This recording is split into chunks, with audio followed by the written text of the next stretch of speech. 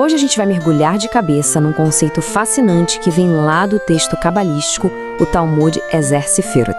A ideia aqui é entender como esse texto antigo explica a própria estrutura da nossa realidade. É uma jornada e tanto. Bom, o texto já começa com um dilema cósmico, uma pergunta fundamental. Como é que algo infinito, sem forma, consegue criar um mundo finito, todo estruturadinho, sem simplesmente aniquilar tudo no processo?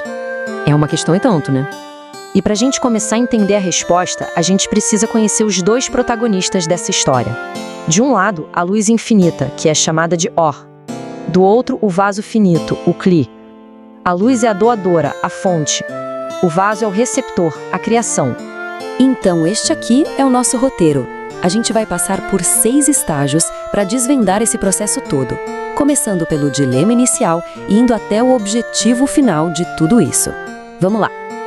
Ok, vamos começar pelo problema central, a questão que todo esse sistema incrível foi projetado para resolver. Pensa só, a natureza da luz é doar, doar sem parar. Mas se essa doação infinita fosse direta para um recipiente finito, o vaso, ele simplesmente seria apagado da existência. Ele não aguentaria. E aí, a recepção se tornaria impossível. É aí que o processo da criação começa de verdade, com um primeiro ato, um primeiro grande movimento de expansão. Esse primeiro ato se chama Hitpashtut. É quando a luz se estende, se derrama para preencher absolutamente toda a realidade. É uma expressão total e completa da sua natureza de doadora.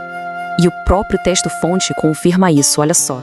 Ele diz que se essa luz superior, a Or Elyon, tivesse se expandido diretamente, os Kelim, ou seja, os vasos, teriam sido completamente anulados. Simplesmente teriam deixado de existir. Então, se a expansão total não funciona, o que é preciso? Bom, aqui vem o segundo passo que parece um paradoxo. A luz precisa se retirar. Esse ato é chamado de Histalkut. E é super importante entender que isso não é uma negação, não é um deixar de existir. Pelo contrário, é uma ação profundamente criativa. A ideia é genial. Pensa assim, não é como simplesmente apagar a luz do quarto. É mais parecido com fazer um molde.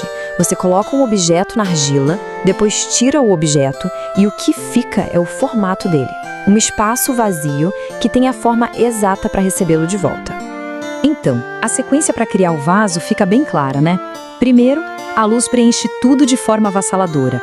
Depois, ela se retira de propósito. O que sobra é uma espécie de impressão, um vestígio, que é chamado de rechimo. E é esse rechimo que se torna o vaso, o projeto de um recipiente capaz de receber a luz. Agora, o mais legal é que isso não acontece uma vez só e pronto. Não, esse é só o começo de uma dança contínua, um ritmo que sustenta toda a existência. O texto chama essa dinâmica de Matei Veló Matei, que a gente pode traduzir como presente e não presente. É essa pulsação constante de doar e criar espaço, de expansão e retirada. E aí vem um segundo tipo de expansão, a Hitpashtut Bet. E essa é fundamentalmente diferente daquele primeiro ato que era, digamos assim, avassalador. Olha só a diferença. A segunda expansão é muito mais sutil, é indireta. Em vez daquela inundação, é como regar uma planta delicada com um regador, em vez de uma mangueira de incêndio.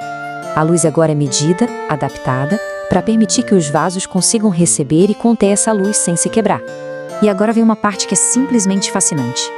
Todo esse processo dinâmico, essa dança cósmica, está mapeada num símbolo central e sagrado. Pois é, todo esse ciclo de 4 estágios está codificado, ele está escrito dentro das 4 letras do nome divino, o tetragrama Yud, Rei, Vav, Rei, ou Havayar. E aqui a gente vê como a correlação é perfeita. O Yod e o Vav representam os 2 momentos de expansão. Já os 2 reis marcam as 2 retiradas criativas. É literalmente um projeto, a planta baixa da criação. Ok, mas para que tudo isso?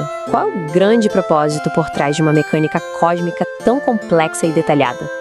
No fim das contas, todo esse sistema existe por um único motivo: criar uma realidade onde seres finitos possam receber de forma consciente toda essa bondade infinita.